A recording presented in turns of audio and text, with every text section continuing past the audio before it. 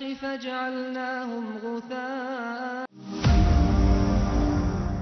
هو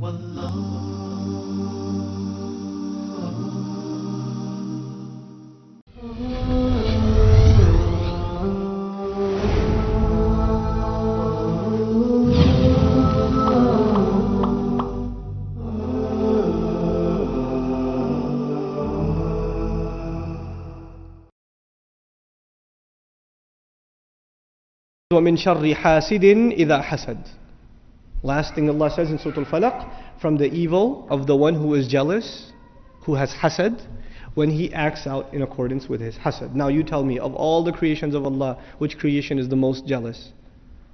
Which creation is the most jealous? The one who intends you the most harm. إِنَّهُ لَكُمْ عَدُوٌّ مُبِينٌ. Iblis, shaitan. The next surah is dedicated to protect you from the one who is the most jealous, min sharril waswasil khannas. Iblis himself, shaitan himself. Even between human beings, when someone has jealousy, who inspires that jealousy in them? Who comes and puts waswasa in them to have that jealousy to begin with? So we identified the outwardly of the problem in Surah Al-Falaq, but the inwardly source, the ultimate source of that jealousy, Iblis himself, that's been identified in Surah An-Nas. So evils on the outside are guarded against in Surah Al-Falaq, and evils on the inside in Surah An-Nas. Another way of looking at it also is, the evils mentioned in Surah Al-Falaq are out of your control. Somebody blowing over knots, casting spells over you, trying to harm you because of jealousy. These are things outside of your control. So you're asking Allah's protection from them. But if you look at Surah An-Nas, the things that Allah is talking about, people whispering and giving you suggestions, and whether or not you act on that waswasa, well, you will not be able to blame the one who whispered it to you. In other words, the liability in the previous surah is on the criminals who are engaged in the act of jealousy, engaged in the act of sorcery. But in this surah, the responsibility will fall on who?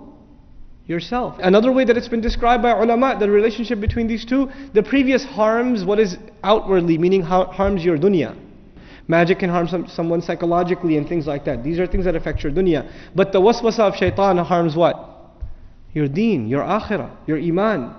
So now we have to compare dunya and deen, which is more precious, which has to be guarded more. So we asked Allah's protection a lot more in Surah An-Nas.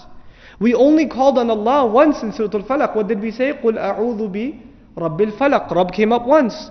Look at Surah An-Nas. We're asking Allah to protect our deen. How many times we call on Allah? قُلْ أَعُوذُ بِرَبِّ النَّاسِ مَلِكِ النَّاسِ إِلَهِ النَّاسِ. 3 times as much. We emphasized the protection of our deen, our iman, because when shaitan makes waswasa in your iman, putting doubts in it, putting jealousy in it, putting evil in it, putting greed in it, what is it attacking? It's attacking the faith, the taqwa. It can corrupt all of those things. So we ask Allah a lot more protection in this surah.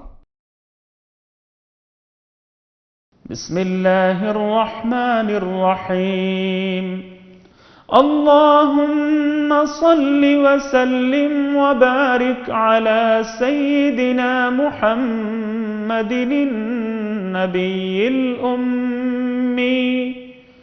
الأمي الحبيب عالي القدر عظيم الجاه وعلى آله وصحبه وسلم.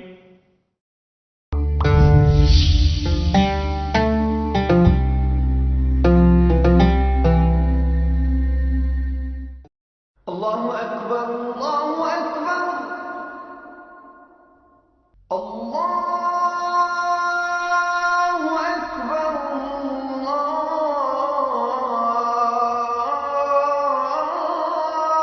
الله أكبر أشهد أن لا